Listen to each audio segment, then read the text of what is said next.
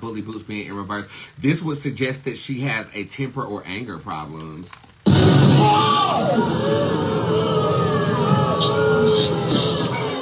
This also suggests that she was way too close to her family. It's almost as if the family is all in her business. And if I do recall myself watching The View, she did incorporate her mother quite a lot. I feel like that became an issue, especially when it comes to the child. This could also be a differences in raising the child that could have caused a conflict or a rift between the two of them.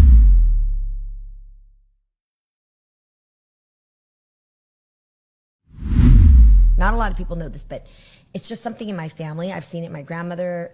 Saw it in my grandfather, to my grandmother, to my mom, to my aunts, to me, right? But I didn't notice it in myself until I was with Jeezy. Interesting. You didn't notice in your previous marriage? No, because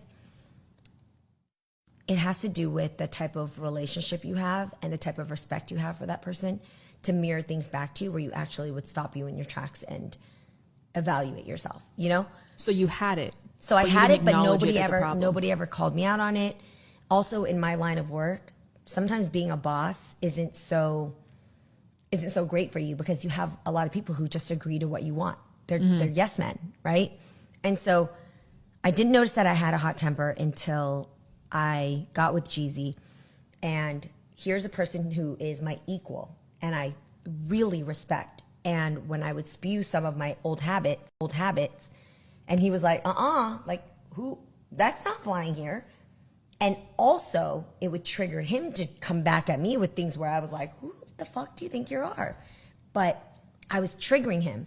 So through work, we learned that we both have certain habits that to the everyday person, from friends, family, fans, they'll never see it. But to the person who loves us deep enough, you can press that button and boom, the dragon comes out. And we both have it. So we had to work on that. But he never told me to fix my temper.